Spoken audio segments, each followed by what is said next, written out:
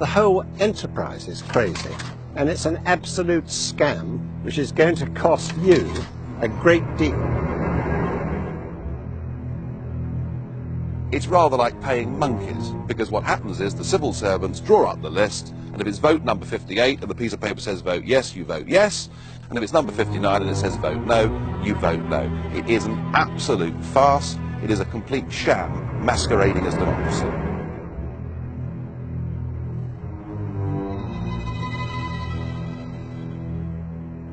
You should not be mistaken. It's very, very strong forces are working towards this federal state.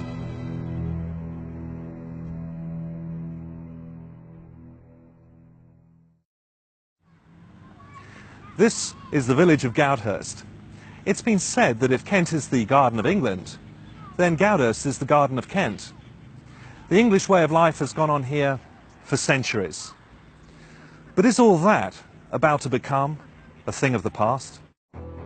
In 1996, chairman of the British Referendum Party, Sir James Goldsmith, circulated copies of a short film documentary to millions of households across the country.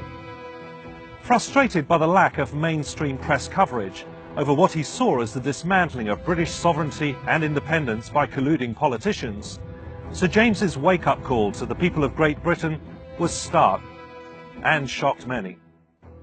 What you're about to hear will both surprise and outrage you. It's the true story of Europe.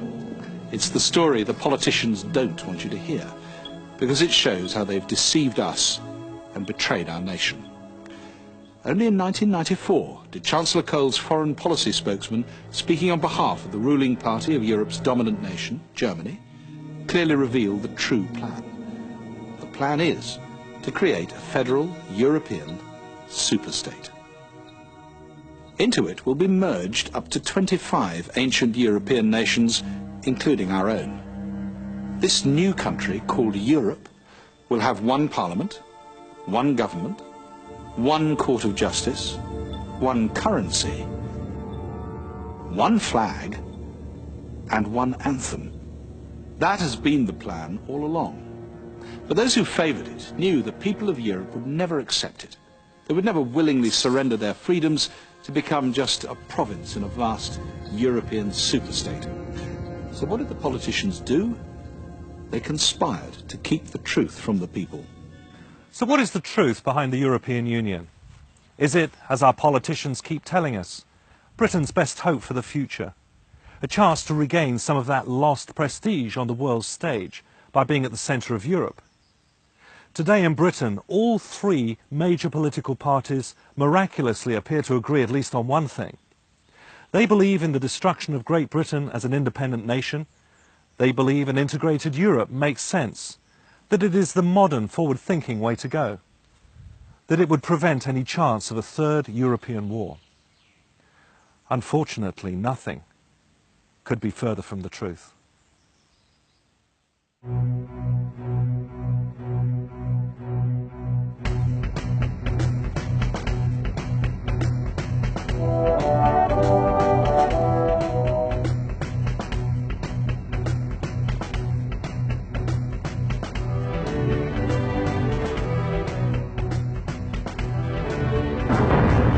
The need to unite Europe grew understandably out of the devastation left behind after two catastrophic world wars.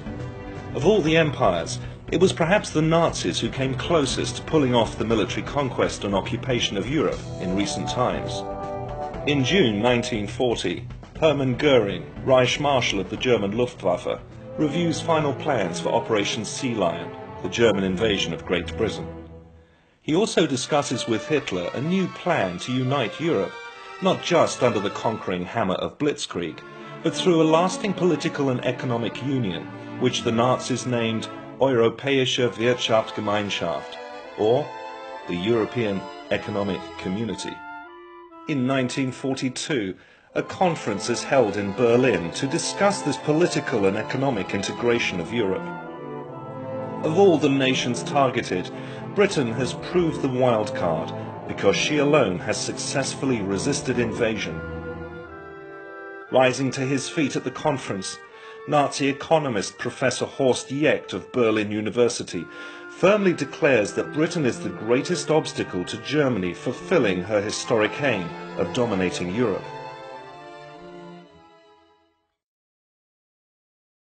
Winston Churchill also believed Britain had an incompatible destiny with that of the continent. Referring to the United Kingdom's reliance on her overseas trade, Churchill stated, "If Britain must choose between Europe and the open sea, we will choose the sea." Both Churchill and Jecht were independently remarking on the same phenomenon Napoleon had noticed 150 years before, that Great Britain was a global trading power, and the nations of Europe weren't. According to the Nazis, Great Britain's awesome maritime capability was beggaring Europe because it was drawing trade away from the continent. If Britain could be conquered militarily or economically, broken up once and for all as a significant economic and political entity, the spoils of all her trade and wealth would go to whoever ran the new European empire. Few in Berlin were in any doubt about who would do the running. But the tide of war turned against Germany. In 1944, a meeting was held at the Hotel Rothers House in Strasbourg between officials of the Nazi government and German industrialists. The theme of the meeting was, how will Germany dominate the peace when she loses the war? Following the end of World War II, the rebuilding of Europe, and Germany in particular, became a pressing necessity and was largely funded under the Marshall Plan by the United States. Both Washington and London saw the rapid stabilization of the continent after the war as essential in order to prevent any incursion into Western Europe by the new enemy to be feared, the Soviet Union. Winston Churchill agreed that some form of Commonwealth of Nations in Europe was desirable for establishing stability and a lasting peace. But he never envisioned Britain as being part of any future United States of Europe. Winston Churchill's view of Great Britain's relationship with Europe after the Second World War is summarized with these words of his. But we have our own dream and our own task. We are with Europe, but not of it. We are linked, but not comprised. We are interested and associated, but not absorbed. The Allied answer to military stability in Europe was to be the North Atlantic Treaty Organization, or NATO, which came into existence in 1949 as a permanent defense alliance for Europe. The European Union officially began life as the European Coal and Steel Community in 1951, a modest industrial cooperation between France, Germany, Italy, Belgium, Luxembourg and Holland. 6 years later, in 1957, the Treaty of Rome was signed by the 6 participating coal and steel community nations. Declaring its goal as the ever closer union of the peoples of Europe, the Treaty of Rome went far beyond launching just a common market. It established the fledgling apparatus for an idealistic new superpower. This new entity was given an existing and unsettlingly familiar name: the European Economic Community.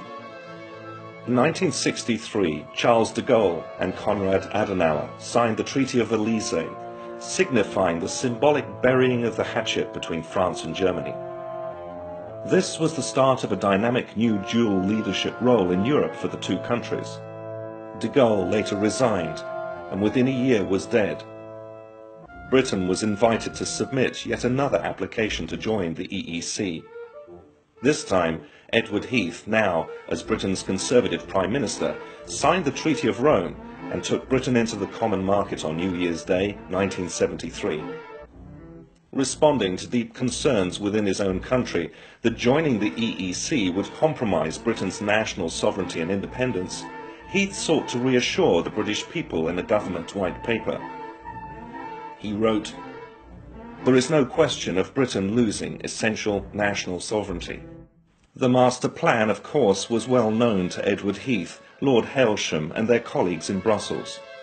It was the eventual creation of a new European superstate out of 25 existing nations in Europe and Scandinavia, and Britain was going to be part of it. From 1973 onwards, the slow but consistent transfer of power from Westminster to Brussels through successive treaties our own politicians signed became known as the acquis communautaire. It was nicknamed the Ratchet, for once powers had been given to Brussels by the member state, they could never be returned. Initially I thought, like everybody else, that we had joined a common market, and what could be nicer and more friendly and sensible and economically wise to do. But since then, in 1975, when we had the vote to remain in that, so we were told, it's become one or two things further than just a common market. It then became, a few years later, a European Economic Community, then a European Community. It's now the European Union, with all sorts of controls and restrictions, regulations, and we're fast approaching, via this new constitution, something that the French have already named potentially a United States of Europe. And I'm not at all sure that that's what I and many others voted to join back in 1975. Say in 75 we signed up for a so-called trade agreement, and it's the people who've let the governments, successive governments, gradually vote away our democratic rights. This government has no right to sign us up to the Constitution without the will of the people. But we need the will of the people to stop it. It's no use coming down in 5 years' time, we've signed up to it, we can't get out of it, and the people say, well, we don't want it. It's up to the people of the day to say no.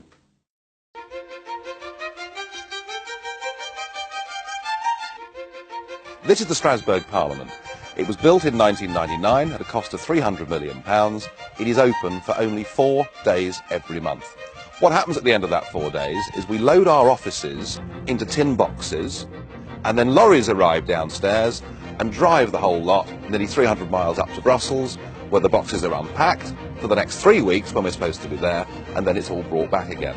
This whole process of shifting the administration and the staff from one home to another is costing the European taxpayer over €100 million a year. It is the biggest scam in human history. We're not talking about billions of pounds, we're talking about trillions of pounds. Why a country which has been independent for 900 or more years would ever wish to involve itself in such political chicanery and nonsense as something which defies anyone who is sane. And only now have we got just about 14 or 15 months before they rivet on us a pan-European constitution which would be superior to our own splendid constitution, one which is the pride of the world and pioneered the way for sensible living. And here we are giving it all away. The political aim is to develop the framework for a real European Union constitution, and in my opinion this means building up a European federal state. In black and white, the draft constitution wording confirms Brussels will exercise competence and primacy over member states' own laws. For the British, this will mean being stripped of any remaining independence, losing control over our foreign policy and armed forces, the handing over of our legal system and law enforcement to the European Union, the scrapping of the pound sterling to be replaced by the euro, the handing over of our remaining currency and gold reserves to the European Central Bank, and the total regulation of British domestic and international trade by the European Union. Coincidentally or otherwise, the European goal of dominating Britain, unfinished business going back centuries, will have been accomplished.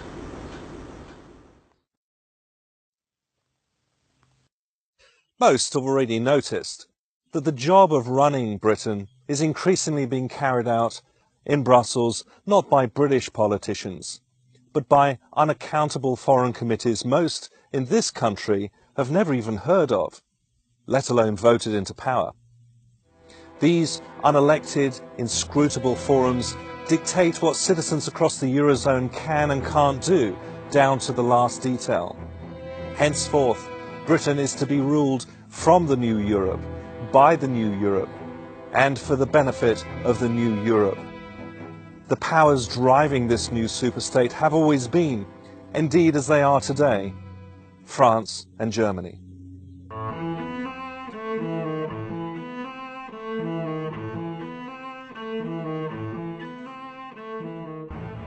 Lindsay Jenkins worked as a senior civil servant in the British Ministry of Defence for almost 10 years and spent a further 10 working for British and American investment banks in the City of London.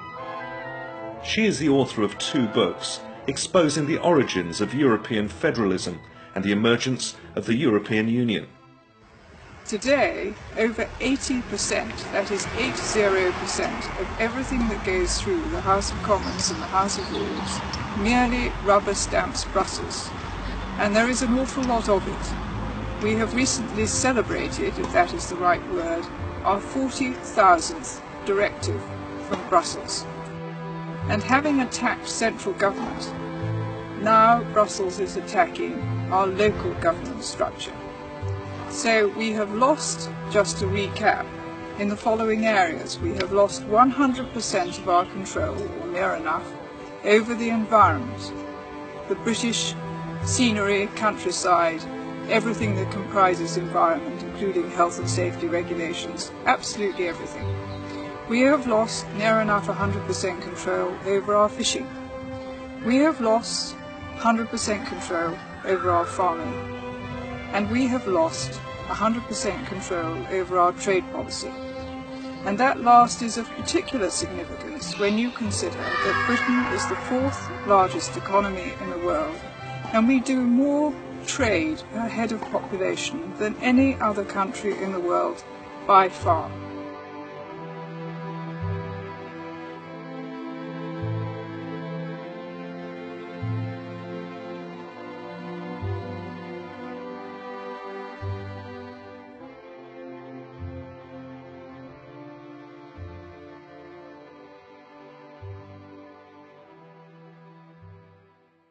For many in this country, the first experience they have had with the European Union, apart from VAT, came when they tried to protest new legislation introduced to limit the amount and availability of vitamins, herbs and alternative remedies people will be able to purchase and use in the future. The UK has always enjoyed a very open market. Products have been allowed on the market if they're safe, period. There's not been any restrictions on the dosage or the type of product so long as it's safe and poses no risk to public health.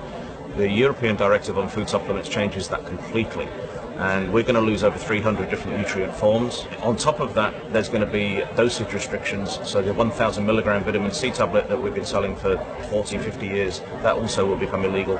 So the safe and effective products that we've been used to in this country for decades are going to be illegal for no other reason than Europe wants to harmonise legislation. We are one of 3 countries with an open market in food supplements. We're going to lose our products by the 1st of August 2005.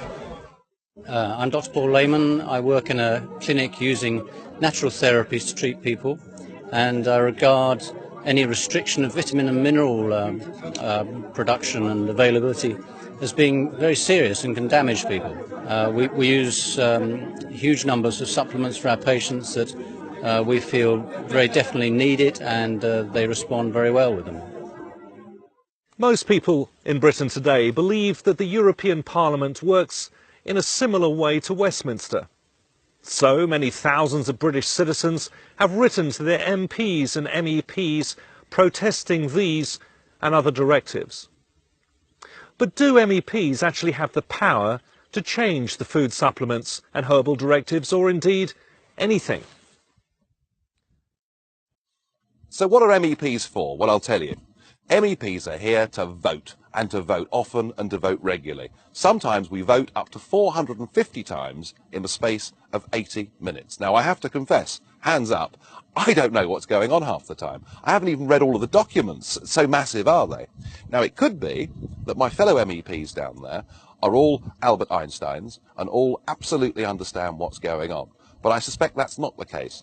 In fact, it's rather like paying monkeys, because what happens is the civil servants draw up the list, and if it's vote number 58 and the piece of paper says vote yes, you vote yes, and if it's number 59 and it says vote no, you vote no. It is an absolute farce. It is a complete sham masquerading as democracy. In 15 minutes' time, we have to go down to the European Parliament and to fulfil our function as members of the European Parliament, which means we have to vote. So what we're about to do now is, with our assistants, who've done a massive amount of reading and work behind the scenes, they are effectively going to tell us what to do. I'm going to be votes. Sorry, hold on. Yeah. So there's about, in fact, there's a. And look at that. This is a classic example of EU voting. There we have 40 individual different amendments that we're expected to vote for en bloc. Now, I defy any man or woman down in that chamber to understand all those 40 amendments and make a balanced decision. It's just impossible. Laws of the European Union are drafted not by the Euro Parliament, but by the EU Commission, one of three powerful forums in which the true might of the Union resides. Members of these forums are not elected to their positions, nor, we are told, will they ever be. When cornered, politicians and public servants routinely tell the British that the EU is just a trading partnership. Yet, underneath the surface, a different picture has emerged. In 2001, a market trader was convicted for selling a pound of bananas weighed using British imperial measures instead of grams and kilos. British District Judge Morgan, in passing judgment upon the hapless metric martyr, stated, "We are now living under a new legal order. The 1972 European Communities Act was a one-off, not an ordinary treaty, but a new way of life. These are new constitutional powers. The British Parliament surrendered its sovereignty in 1972. European laws have overriding force with priority over our British laws. The articles on the supremacy of the British Parliament are now only of historical perspective. They are non-binding." We asked constitutional expert John Bingley whether our politicians were entitled to abandon the rule of law by handing over the powers of British governments to a foreign power. The answer is simple: no. We have much written constitution which is not really fully appreciated in this country.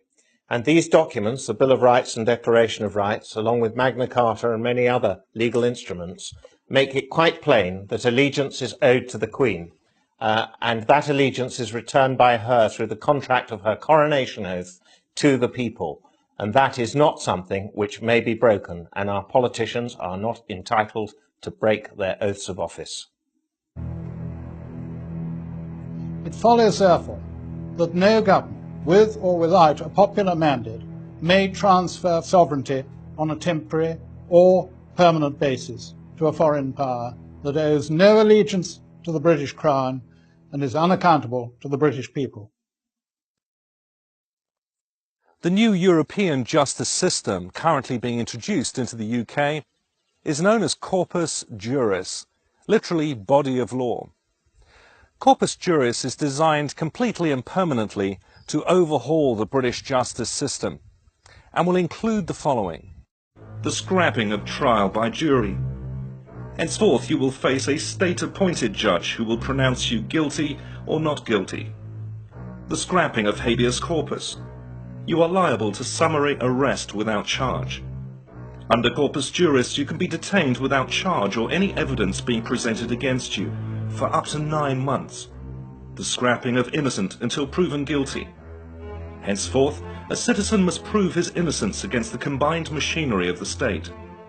The scrapping of double jeopardy, or not being tried for the same offence twice. Under EU sanction, Jack Straw, while Home Secretary, gave prosecutors leave to appeal not guilty verdicts if desired. Technically, this could be done repeatedly until the required conviction is secured. The scrapping of non-disclosure. Henceforth, under corpus juris, any previous convictions you have will be made available to the court before your trial begins. There is no presumption of innocence. The French system, or the continental system broadly, the droit administratif, places everything, the subject of the foreign or continental countries, have no rights at all. An Englishman has full liberty, except under the due restriction of law. Under the droit administratif, you have no rights except those that are allowed to you by the state. This fundamental difference is very important because it's now leading, with the takeover of the EU situation, we are now leading to a state whereby we too will come under the droit administratif. And this will stop us having a right to trial by jury. And that in itself is a backdoor to a dictatorial arrangement. The officials themselves, we learn, and we only learn it step by step, have total immunity from everything. That is, from the criminal law throughout the member states. They seem to have extraordinary powers, but as I say, nobody knows quite what. Then, gradually, incrementally, they acquire extra powers. They acquire powers to look at terrorism. What they are precisely, we're not quite sure. They also have powers to look at fraud. What they are, we're not quite sure. For centuries, it has been the British citizens' most basic right to vote in 100% of the members of Parliament who govern their country, or alternatively vote them all out and sack them if they don't perform. For instance, the basic principle that one Westminster Parliament can always change what the past Parliament did. That's the core of democracy, that you can elect a new Parliament and then you can have a new law. This core doesn't exist in the EU, and it doesn't exist with the constitution we are building now. As more and more EU-sanctioned taxation hits the British taxpayer, from local council tax increases to higher national insurance levies, how many even appreciate the true price of what European Union membership has actually cost Britain? People don't realise that the cost to Britain is £1.3 million per hour, every day, every year. And the way that figure will go is upwards, not downwards. We every year give them a nice big fat Christmas cake, costing billions of pounds, and they decide how many crumbs they're going to give us back. They don't flannel me, but unfortunately are flanneling a lot of people in this country. The Europeans have far higher levels of taxation. There'll be VAT, can you believe it, on food. There'll be VAT on house purchase. There'll be VAT on public transport. There'll be VAT on children's clothing. There'll be VAT on funerals. There's no limit to the greed of the bureaucrat. And the other point, of course, is the sheer financial point, that this place is thick with institutional corruption. You could now buy a cheap airline ticket to come to Strasbourg for about £45 return. When you get here, you're reimbursed nearly £800 for the cost of that flight. Now, this has been going on for the last 20 years, and of course what's happened is that our members of the European Parliament simply haven't been talking about it. The system is fraudulent, it's rotten to the core. The EU's pilfering of airline expenses and the extravagant waste of taxpayers' money on schmoozing and boozing MEPs into compliance is of course serious enough. But there's a lot more. There's the endemic corruption that has existed at the heart of the Union from the outset. The whole thing is corrupt to the core. The scale of the corruption, the figure given in the House of Lords Committee was that it was £6,000 million worth of corruption in a single year. Their accounts haven't been signed off for the last 8 years. Why would anyone wish to be governed by something which is utterly corrupt? It is beyond belief. And I think, quite honestly, all these MEPs in Brussels we are going to have an awful job trying to break this down simply because they're on a cushy little number. And that has always been the problem with not only the MEPs, but our own government. They're too busy feathering their own nest. In 1998, a man called Paul van Buitenen, who worked in the European Commission, decided that fraud, waste, mismanagement, corruption and nepotism had become so bad that no longer could he hold his peace, and he went public and became the first whistleblower. It turned out that, in fact, all of his claims were right, and the entire European Commission were forced to resign in disgrace. The president of that commission, Jacques Santer, is now here as a member of the European Parliament for Luxembourg. And Commissioner Kinnock, who was one of the 20 that had to resign, is now a vice president of the European Union and has been put in charge of sorting out fraud. Well, how well has he done? Well, there's now another whistleblower. Her name's Marta Andreasen. She went to Commissioner Kinnock. She said, look, I'm sorry, Commissioner Kinnock, but I cannot sign off these accounts. You're using a cash-based system. You're not using double-entry bookkeeping, which incidentally was invented in the late 14th century.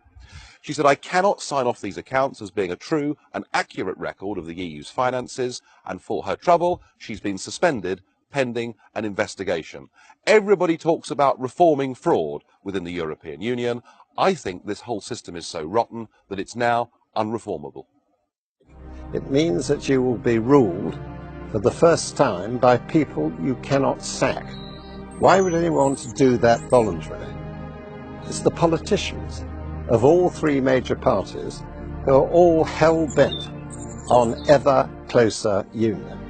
Ever closer union, in fact, means ever closer strangulation.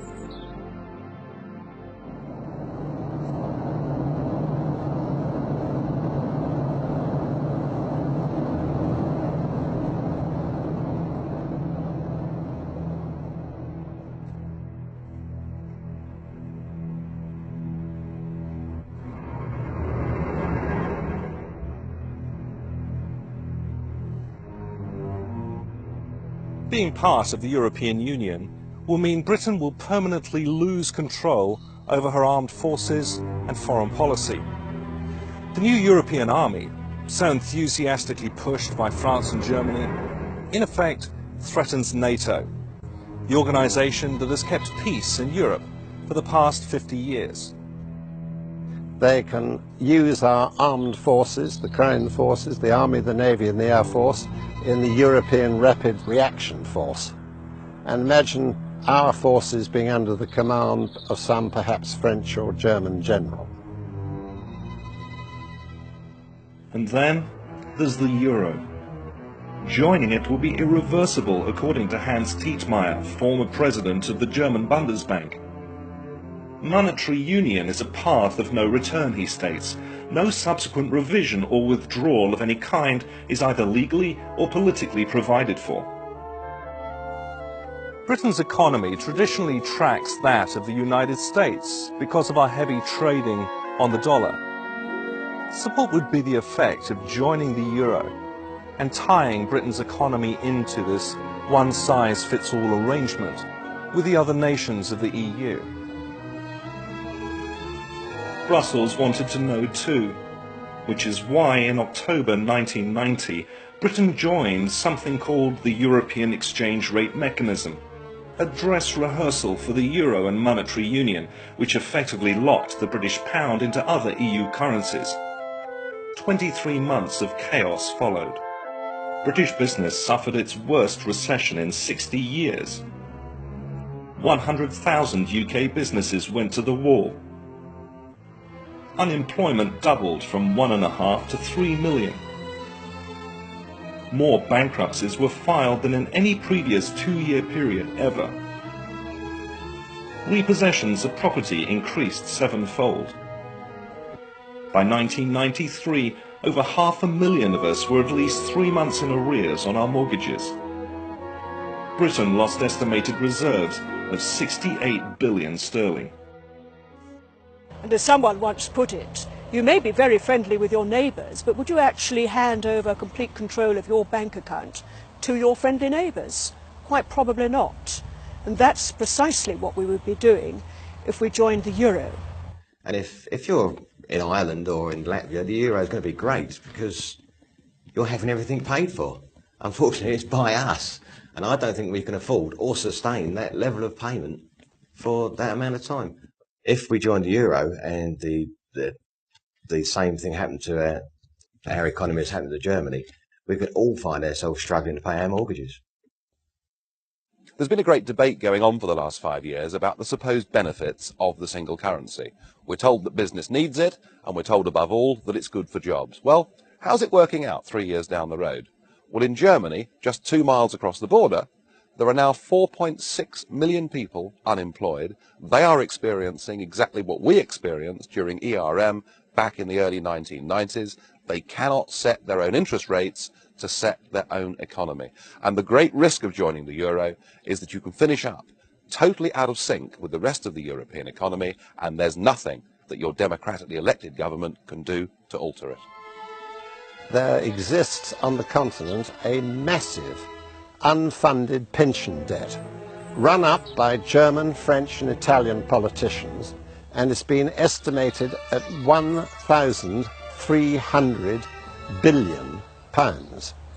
And that would be something which we, the British people, would be expected to contribute. But how could Britain ever free herself from the European Union through military action if all her armed forces were under EU command? And in the unlikely event that she did regain her independence, how could Britain relaunch her own currency if she had handed all her gold and currency reserves over to the European Central Bank?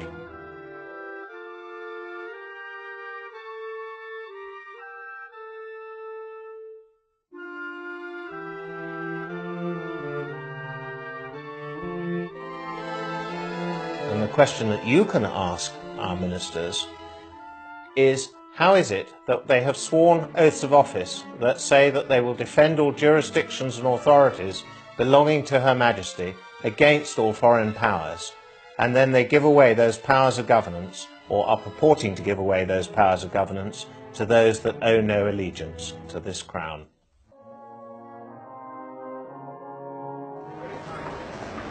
Well, today the European Parliament has voted on the admission of 10 new member states. I have to tell you that I was one of only 22 members of a House out of 626 that voted for those countries not to join. I did so not just because it would save the British taxpayer a great deal of money if they didn't join. I did it for their sakes because most of these countries have just left a system of centralised, undemocratic communist government based in Soviet Russia, and I fear they're about to re-enter a very similar system. But I must say this to you, that not everything about this European project is bad news, because the really good news is there's something we can do about it. If we want to, and all we need is the political will, a British Parliament at any moment in time can vote for us to have an amicable divorce from this corrupt club.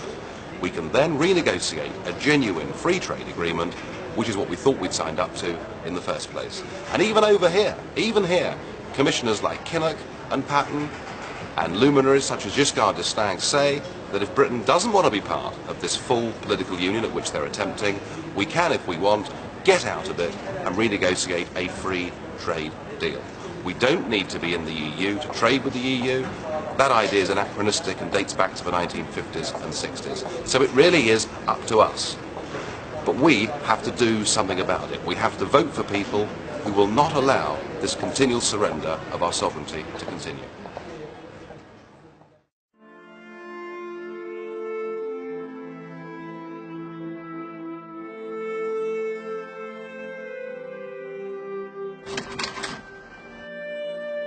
If we don't do something about it in the next couple of years, it's goodbye democracy and everything which we've fought for centuries. Time is running out. I think Britain joining the EU contradicts the British Constitution and the common law. The Magna Carta, the Declaration of Rights and the Bill of Rights and the monarchy are undermined, and I see the danger of British people losing their rights and liberties by joining the EU.